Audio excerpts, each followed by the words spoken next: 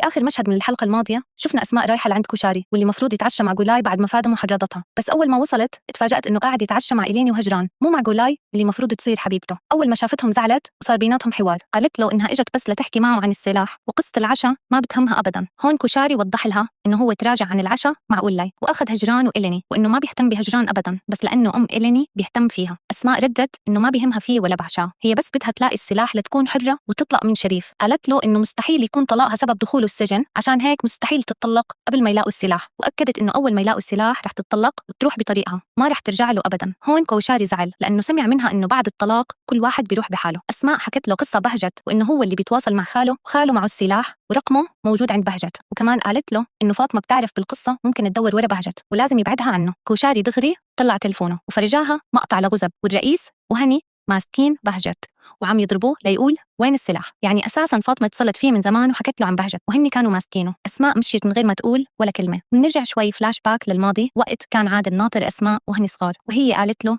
بقي شوي وبس ومنجتمع وما منفترق أبداً. بعدين بنرجع لعادل اللي رجع على البيت ليشوف بهجت وهن عم يعذبوا ليقول مكان السلاح، بس بهجت ما قال شيء لأنه خايف لو حكى شريف بيقتله فوراً. فتحوا تلفونه ولقوا رقم خاله بس ما في رسائل ولا مكالمات بينهم ولا عنوان للرقم. فكروا بالسنة اللي طلع فيها من السجن وأجروا يفتشوا عند الوكلاء ليعرفوا مين اشترى الرقم وين عنوانه، ليلاقوا عنوان جيفان خال بهجت اللي مخبي السلاح عنده. منشوف جيفان بمنطقة مليانة ثلج عم يحكي مع شريف على التلفون. شريف قال له إنه بعد جوكان لعنده ليستلم السلاح وإنه رح يسلموه للشرطة مع الجثة، وجيفان فرح لأنه هيك عادل بينسجن 20 سنة. أول ما سكر شريف الخط وصلت رسالة من أمه بتقول له إنه لازم يجتمعوا كلهم على الفطور لأنه في موضوع عائلي مهم. شريف قرأ الرسالة عصب وبلش يخرب المكان ويكسر الكراسي ويضرب حاله ويقول ليش يا أمي؟ بتذكر أوروش وقت فاز برئاسة الشركة وبين إنه كل غضبه بسبب أوروش وفوزه بالتصويت. هون دخل جوكان شاف المكان مخرب وسأله إذا بخير. شريف رد إنه رح يكون بخير بس لما يرسل عادل على الحفرة اللي كان فيها 20 سنة. من هون منروح لدردشة بين إيسو وفادمو وعلو اللي كانوا مبسوطين لأنه أوروش فاز بانتخابات الشركة. بلشوا يحتفلوا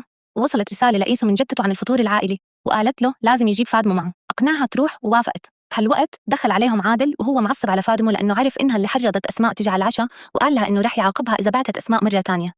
هون إليني قالت لفادمو إنه جولاي ما كانت موجودة بالعشاء وإنه بدالها كانت هي وهجران. فادمو تفاجأت لأنها ما كانت تعرف، ولما عرفت علوة إنه فادمو هي اللي بعتت أسماء عجبتها الفكرة، وفادمو قالت إنه إذا رتبوا لعادل عشان رومانسي مرة تانية رح تخربه وتبعت أسماء مرة ومرتين وثلاثة. بلشوا يضحكوا، لا مو شوي، ضحكوا كتير على إيسو لأنه قاعد يحشر معهم. إيسو جاب فنجانه لإليني لتقرأه وهي المسكينة ما عرفت شو تقرأ بالفنجان. بنفس الوقت شفنا لقطات لعادل وأسماء متوترين من الحوار اللي صار ومن قصة السلاح. أوروش حاول يراسل إليني ليفهم منها قصة رقم جيفان اللي لاقوه بتلفون بهجت، بس هي تذكرت آخر حوار بينهم ما ردت عليه ولا على رسائله. بنفس الوقت عادل رجع الكؤوس اللي غيرت مكانهم أسماء ورجعهم لمكانهم. إيسو وفادمو ما قدروا يناموا وقعدوا يفكروا إنه إذا لاقوا السلاح رح يقدروا يطلقوا، وحكوا كمان عن التسجيلات اللي مع ظريفة وإنه إذا عادل سمعها رح يموت من الزعل لأنه بيعرف إنه فادمو تزوجت بالتهديد. إيسو قال لها إنه رح يحكي مع أمه ظريفة ويقنعها ما تسمع التسجيلات لحد. بالمشهد الثاني أوروش كان واقف بمكانه ولما مرت إليني من قدامه لحقها ليحكي معها.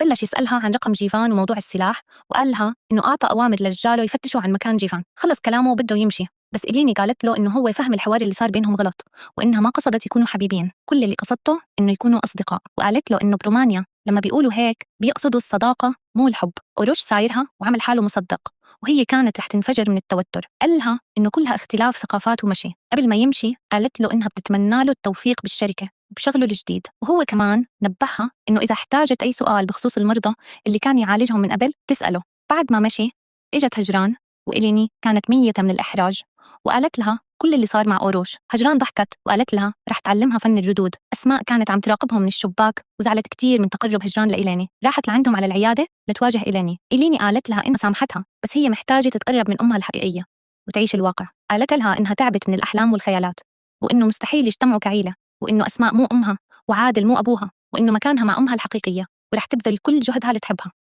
وقالت لها كمان لازم تبعدي عني فترة لحتى أعرف أحب أمي الحقيقية مو أمي اللي بخيالي.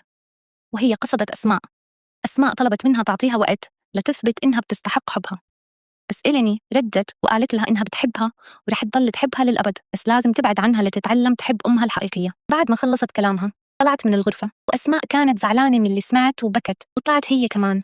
أوروش وصل للجامع وصلى وادعى الله إنه يوفقه بشغله الجديد ويمنحه الصبر والقوة ليتخطى حبه لإليني. بعدين رجع على البيت عشان الفطور الجماعي اللي بيكون بالبيت ولقى أسماء منهارة وعم تضربه لأنه السبب إنه إليني مفكرة إنه هجران أمها ومش هي. ولما لمته على اللي صار هو قال لها آسف، ولما اعتذر منها وحضنها سكتت فجأة. كانت مستغربة كتير إنه اعتذر، وقالت له إنه ما حدا بحياتها اعتذر لها من قبل، وإنه هو أول واحد بيعتذر وشكرته وهي عم تبكي. بهالوقت كان عادل عم يرمي سكاكين وهو غارق بتفكير بكلام أسماء الأخير لما قالت له إنها رح تتطلق وتروح بحالها وما رح ترجع له. إجا غزب وحكى معه عن موضوع زواجه والعشاء اللي أسماء داهمتهم فيه. بعدين دخل الرئيس وقطع رمي السكاكين وطلع مجهز لعادل البنت اللي يعرفوا عليها. عادل استغرب من أسرار الرئيس بموضوع زواجه، والرئيس قاعد يمدح بالبنت قدامه، والله ما عاد استحى العجوز. غزب ضحك وقال إنه الرئيس بيجيب بنات مو مناسبات. عادل أنهى المقابلة بسرعة وهن استغربوا ليش خلصها بهالسرعة. قال لهم إنه البنت مو مناسبة لأنه وهي عم تحكي ما بتطلع بعينه، وإنه اللي بيعمل هيك بيكون كذاب. غزب ضحك عليه وقال له أنت رح تشوف كل البنات مو مناسبات لأنه هن مو أسماء. بهالوقت إجا اتصال لعادل من شاكر وقال له إنه ما قدر يلاقي الرقم ولا بأي مكان. نفس الشيء أيوب هان قال إنه ما في حدا باع الرقم ولا بيعرف عنوان صاحبه. أخيراً وصل شريف على الفطور العائلي ووصى دوكان إنه ما ينسى يروح يجيب السلاح عشان يبلغه. قبل ما يدخل وصل كمان إيسو ومعه فادمو. إيسو دغري مسك الدور وعمل حاله من أكبر محبين عمه وراح أخده بالأحضان. بعدين علق شوي بالحكي مع فادمو وبعدها ركز إنه بهجت مش موجود وسأل صاحبه عنه. بين إنه عارف إنه بهجت ممسوك عند عادل، وسأل فادمو إذا هنن اللي مسكوه. شريف اتصل بسيفجان وسألها إذا بهجت موجود عندهم بالبيت. هي قالت له إنه مش موجود من مدة. فادمو عصبت وقالت له شو هي الهموم اللي عم تحكي عنها، وكان شكلها خايفة من قصة السلاح. بعد ما دخلوا على القصر كانت فادمو مزعوجة من وجود شريف، فاتفقت مع إيسو إنه يعملوا شجار كبير ويتخاصموا قدام الكل، وهيك تقدر ترجع على البيت من دون ما يشك شريف فيهم. بنفس الوقت ظريفة راحت لعند أسماء وأوروش لتقنعهم يروحوا على الفطور. بالبداية رفضوا، بس لما قالت لهم إنه الفطور معمول عشان أوروش وافقت أسماء وراحوا كلهم. عادل راح لعند إليني بالعيادة لأنها طلبت تشوفه وتحكي معه. قالت له إنها ناوية تنتقل مع هجران وتعيش معها، وكررت نفس الكلام اللي قالته الأسماء، وإنها ناوية تتقرب من أمها الحقيقية أكتر. عادل كان معترض تماماً. إليني قالت له إنها ما بتقدر تعيش مع حقيقة إنه أسماء متزوجة بقاتل، وإنه هو رح يتجوز بس ليجيب أطفال، والشخص اللي بتحبه رافض يكون معها. وأضافت إنه يمكن يكون عندها فرصة مع هجران لتكون مع أم حقيقية. عادل رد عليها وقال لها إنه مستحيل يسمح لها تروح أي مكان قبل ما يحبس شريف. بنفس اللحظة اتصل فيه شريف ليسأله عن بهجت. عادل استفزه بالكلام، فشريف قال له كن مؤدب لأنه بعد شوي رح كون مع أختك فادمو بنفس سفرة الفطور. عادل عصب كتير بعد ما سمع الخبر. الكل اجتمع على السفرة وأسماء كانت معصبة لأنه إيسو جاب فادمو للقصر. بعدين لما إجا شريف ليقعد على راس السفرة مكانه منعته أم شيرين وقالت له إنه هذا المكان صار لأوروش، وإنه البيت محتاج حدا عاقل يكون رئيسه. طريفة طلبت من فادمو تصب لهم شاي، بس بنفس اللحظة اتصل فيها عادل، فقامت من السفرة من دون ما ترد على ظريفة. ظريفة زعلت من أسماء، بس أسماء كمان رفضت، فقامت هي وصبت الشاي. بعدها سمعنا عادل وهو معصب على فادمو لأنها قاعدة معهم بنفس السفرة، وقال لها تجهز حالها لأنه رح يجي ياخدها فورا. هي قالت له تمام وسكرت الخط. الحوار تعقد بين أوروش وعمه شريف لما ذكروا حادثة المستشفى، وإنه أوروش حاول يقتل عمه بأمر من عادل. أيسو كمان عمل حاله مع عمه وبلش شجار مع فادمو عشان ينفذوا خطتهم ويقدروا يرجعوا لكشاري من دون ما يشك شريف.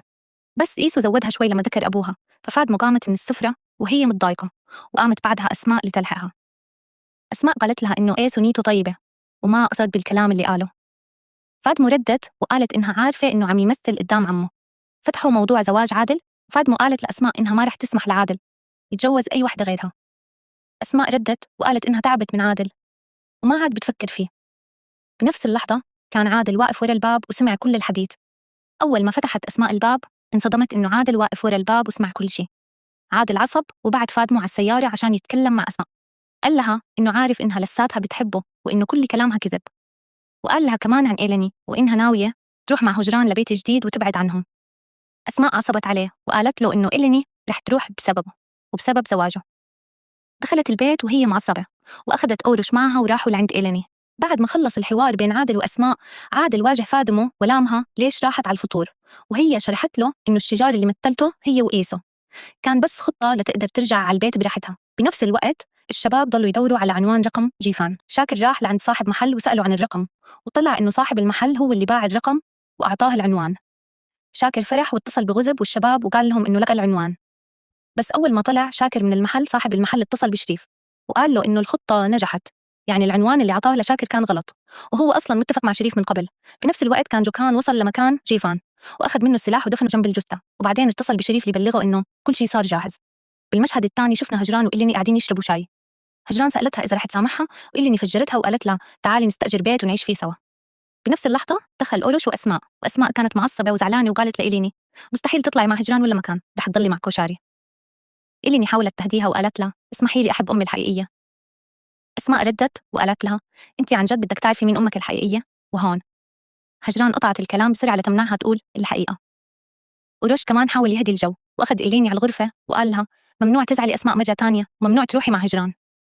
إليني عصبت عليه وقالت له أنت مالك علاقة فيني. بعدها شفنا أوروش داخل على شركة كرئيس لأول مرة. كان في خناقة بين موظفين الصبح والمساء، فحل المشكلة وكلهم صفقوا له ورقصوا الهورون ترحيب فيه.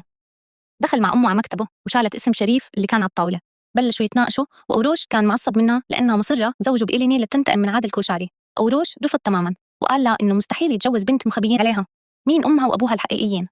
بالبيت ظريفة كانت ماسكة إيسو وطالع خلقها فيه لأنه فادمه مش بالقصر. قالت له إذا ما رجعتها للقصر رح أسمع عادل التسجيلات اللي معي. إيسو حاول يقنعها إنه بيحب فادمه عن جد وطلب منها تمسح التسجيلات وتعطيه وقت ليحل الموضوع. بس ظريفة قالت له رح أحذف التسجيلات بس لما تنتقلوا أنت وفادمه على القصر وتعيشوا فيه. أول ما طلعت إيسو اتصل بفادمه وهي عصبت وقالت له لازم نفكر وبعدين نحكي وسكرت الخط. بالمصادفة سيفجان وأختها كانوا راجعين وشافوا عادل قاعد مع بنت بمطعم. سيفجان دغري طلعت تلفونها وصورته من بعيد وركضت على البيت لتفرجي الصور لأسماء.